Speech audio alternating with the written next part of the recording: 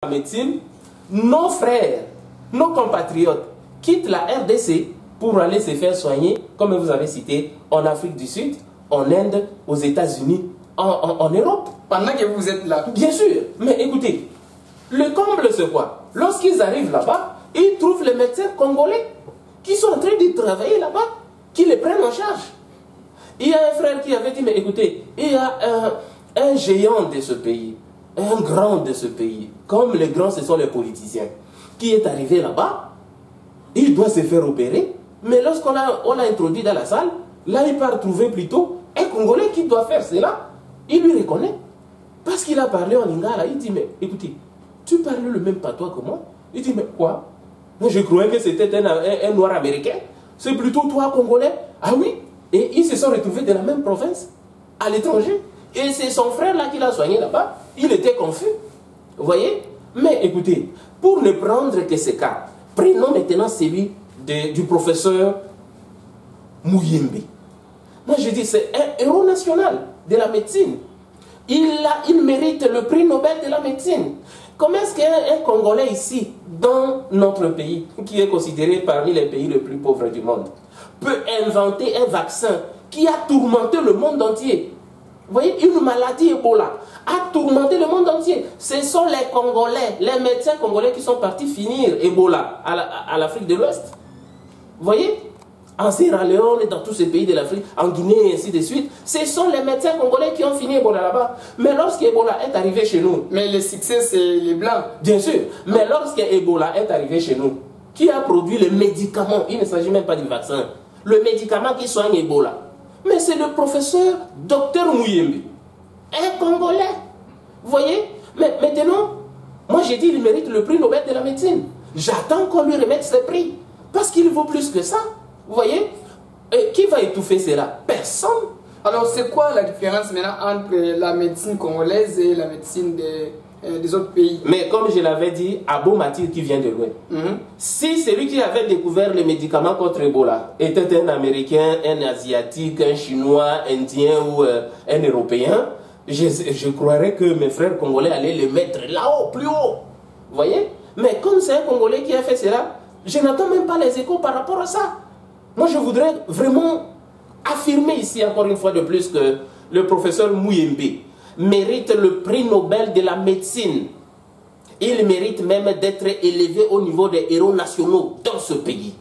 Parce qu'il ne suffit pas seulement de faire quelques aventures en politique ou quelque part dans l'armée pour être héros national, mais il suffit aussi de réaliser des exploits scientifiques pour être valorisé. Donnons la valeur à nos intellectuels congolais. Moi, je voulais plutôt dire que pour ce qui concerne la médecine, nos frères nous quittent ici, ils nous laissent ici pour se faire soigner à l'étranger, pour retrouver nos propres frères qui ont quitté ce pays, qui sont en train de soigner là-bas. Mais pour ce qui concerne la construction des infrastructures, nous partons plutôt prendre les expatriés pour venir construire chez nous. Vous voyez le paradoxe? Vous voyez le paradoxe? Et ils doivent venir construire chez nous, même des maisons d'habitation sont construites par des expatriés. Mais écoutez, tous ces ingénieurs qui sont en train de sortir de l'ISTA, qui sont en train de sortir de l'UNIKIN, qui sortent de toutes les universités de notre pays, ils sont en train d'être utilisés où? Mais allez en Afrique du Sud, vous allez trouver nos ingénieurs d'ici sont en train de travailler là-bas. Les meilleurs ingénieurs en Afrique du Sud, ce sont les Congolais. Les meilleurs médecins en Afrique du Sud, ce sont des Congolais. Mais c'est que nous manquons la confiance en nous-mêmes. Et nous croyons que nos propres enfants ici ne sont pas intelligents. J'ai dit non. Les Congolais sont très intelligents. Ils sont en train de le prouver. La Fondation Albert Mokengo est là pour valoriser les Congolais, pour valoriser nos ressortissants qui se trouvent dans le monde entier. Et j'en appelle à la diaspora de toujours faire la part des choses. Vous allez à l'étranger, c'est pour apprendre. Vous devez revenir avec les connaissances là dans notre pays pour faire développer notre pays, pour faire développer l'Afrique.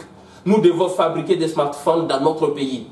Vous voyez, les matières premières qui sont utilisées dans tout ce pays du monde pour produire aujourd'hui la nouvelle technologie viennent de la RDC. Nous sommes un grand pays rempli des intellectuels, un pays qui a toutes les catégories. Vous voyez, nous sommes capables, regardez, il y a une jeune femme qui a produit le robot de la régulation routière. Mais écoutez, quand j'apprends l'histoire dans la conduite automobile, on nous dit que la fabrication des lampes de signalisation, c'est en Angleterre. Vous voyez? Mais l'autre qui produit un robot qui remplace automatiquement les policiers dans la route pour conduire la circulation routière.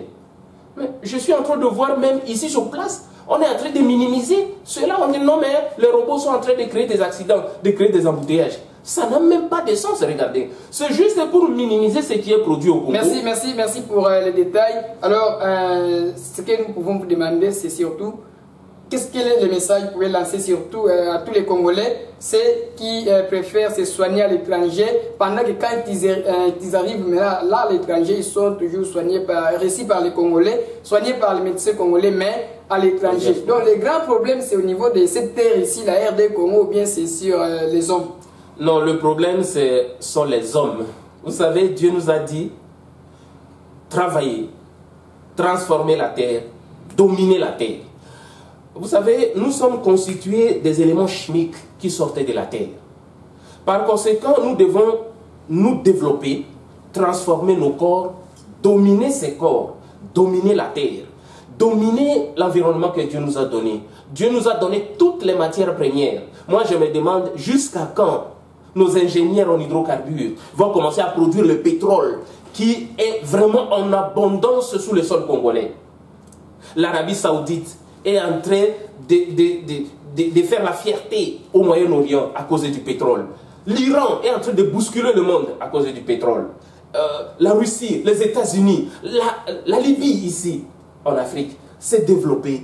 L'Angola ici à côté, c'est à cause du pétrole. Mais nous qui avons le pétrole le plus important au monde, qu'est-ce que nous faisons de notre pétrole? Nous attendons, nous disons non, écoutez, non, on ne doit pas produire le pétrole parce que ça va polluer l'environnement. Mais les autres qui produisent le pétrole, ça ne pollue pas l'environnement. Ok, restons dans le domaine de la santé surtout. Voilà. Quel est le conseil que vous pouvez lancer surtout à tous les Congolais qui vous suivent à ce moment? Ici en République démocratique du Congo, partout à l'étranger, Europe, Amérique, Asie, partout. Quel est le message ou les conseils que vous pouvez leur donner par rapport en matière de soins?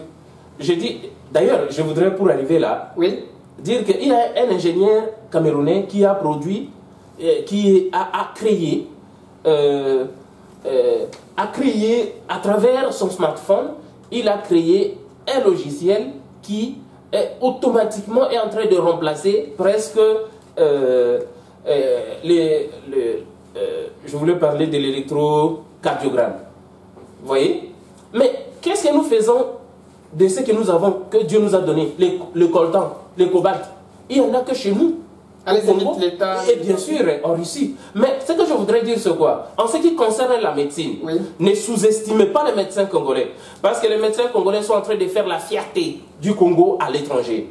Je ne pense pas qu'ils soient incapables ici chez nous. Seulement, le manque de confiance en soi fait que nous puissions sous-estimer ce que nous avons comme intellectuels ici. Ce que nous devons importer, ce sont les équipements tout simplement. Mais nous avons aujourd'hui des échographes ici chez nous. Nous avons des échographies. Nous avons des scanners, vous voyez, chez nous ici, nous avons toute cette nouvelle technologie. Mais comment on va donner confiance aux médecins congolais pendant que quand on entre peut-être dans les différents hôpitaux de notre pays, on trouve que les blancs qui sont là, et puis ils occupent vraiment des grandes positions. Non, alors, comment on peut faire confiance? Dans le cadre des transferts des compétences, oui, moi j'ai dit à mes frères congolais qui sont à l'étranger, vous de la diaspora, étudiez dans tous ces domaines, revenez ici avec les connaissances. C'est ça que les Chinois ont fait. Les Chinois sont partis en Europe, aux États-Unis, apprendre pour rentrer avec l'intelligence et développer leur pays. Faisons la même chose. Nous devons développer notre pays avec nos intelligences. Vous partez ailleurs, vous apprenez, rentrez avec la compétence, rentrez également avec la technologie. Nous allons développer notre pays. Et là, croyez-moi que ce pays a toutes les capacités. D'ailleurs, il y a 60 ans, les Sud-Africains se faisaient soigner ici au Congo. Mais qu'est-ce qui manque aujourd'hui? Non, nous ne manquons rien. Nous manquons tout simplement la confiance en nous-mêmes pour donner plus confiance aux autres. Nous devons financer les systèmes de santé. Nous devons, et là je m'adresse aux autorités de ce pays, financer notre système de santé, équiper nos hôpitaux. Les Africains, les autres pays du monde viendront se faire soigner ici au Congo chez nous. La Fondation Albert, certainement. Chez nous, alors donnez rapidement les adresses. Tout à fait. La Fondation Albert Mokengo tend sa main à tout celui qui veut collaborer pour que nous puissions valoriser nos médecins congolais, pour que nous puissions valoriser notre médecine de la RDC. Nous ne sommes pas incompétents. Nous sommes compétents, mais nous manquons la confiance en nous-mêmes. Et des fois, nous manquons les équipements. Équipons nos hôpitaux, finançons notre système de santé, nous ferons des exploits. Avec Dieu, nous ferons des exploits. La Fondation Albert Mokengo est basée à Kingabwa, dans la commune de Lumete, dans la ville de Kinshasa. Les numéros sont en train de passer, bien sûr, mais vous pouvez nous retrouver justement sur TP, avenue Yowalo, la numéro 5, mais également sur le terrain Waya Waya au niveau de Kingabwa, Point Chaud. Voilà, merci beaucoup. Ok, merci beaucoup vraiment d'avoir répondu à notre invitation. Alors, je sais bel et bien que l'émission était bien passée. Vous l'avez capté 5 sur 5 partout où vous vous retrouvez. Dites un grand merci, surtout à la grande équipe technique des magazines d'actualité Kinbasango. Je vois là derrière les caméras Jancy qui dit qui a vraiment bien travaillé. Il était accompagné de Kiula, Dickens ainsi que David Mouissoukou du côté de la réalisation. C'était bel et bien Ingrid Mateta qui était assistée par Dieu merci. Loukou Lakan, moi je vous dis au revoir. Et Congo.